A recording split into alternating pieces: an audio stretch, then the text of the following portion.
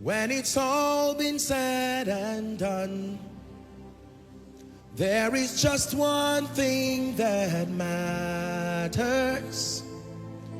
Did I do my best to live for truth?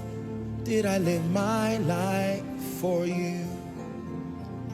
When it's all been said and done, all my treasures will mean nothing. Only what I've done for love's reward will stand the test of time. Lord, your mercy is so great that you look beyond our weakness and find precious jewel in married clay, turning sinners into saints. And I will always sing your praise here on earth and ever after. For you've told me heaven's my true home. When it's all been said and done, you're my life when life is done. The day I was told Miles Monroe had gone to be with the Lord, I was in Warri for a meeting, and when they called me and said this man just had a plane crash, at first I said, God, why? But then I remembered that it is not the amount of time we live that matters, but to the degree to which our lives are spent in making this happen. The day I heard that the great patriarch of faith, Billy Graham, had gone to be with the Lord, I said, this is one of the few men on earth who finished his assignment and stood back and was waiting. He literally had finished. He spent his life going from pillar to post.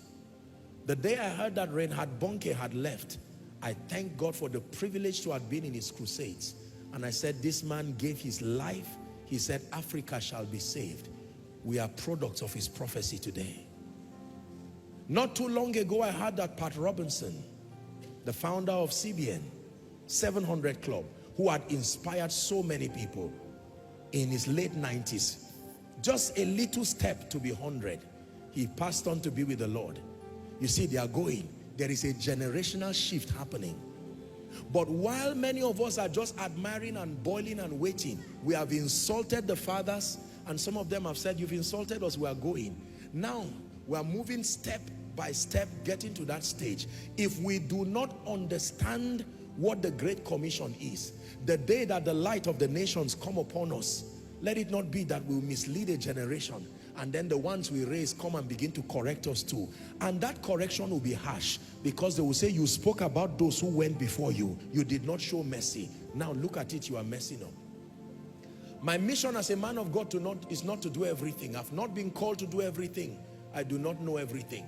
But mine is to spend my life serving you, serving Jesus, serving the nations, serving my generation with all that I have in life and in death. Serving him sincerely, making our own contribution. This is all. I don't preach the gospel because I'm a preacher. I preach the gospel because I'm a child of God. Are we together now? So, the one who is saying, I am waiting until the day I'm ordained a pastor, you're already a hypocrite from beginning. Everyone should leave this service today with a renewed passion for souls. You may not have the privilege to do one-on-one evangelism, but can you take one day in a week to pray for souls? One day in a week to pray for those in the mission fields? What of some of you who can give? You find a ministry that is involved in soul winning and the transformation of people. That is where your seeds should go.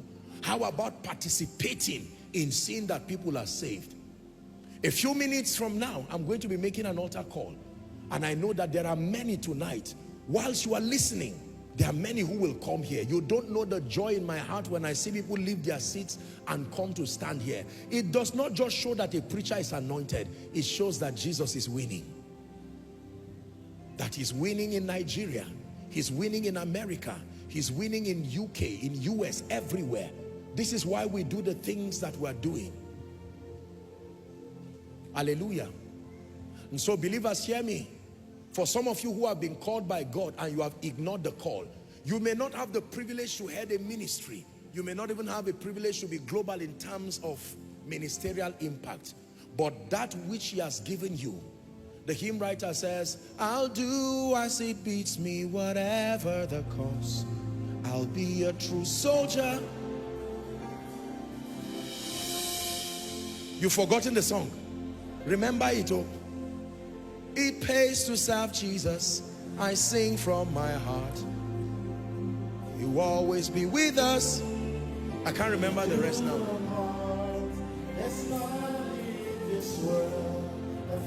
Do you know, hold on, do you know years ago, people would sing these songs and cry. They really believed it and they meant it. I love him far better.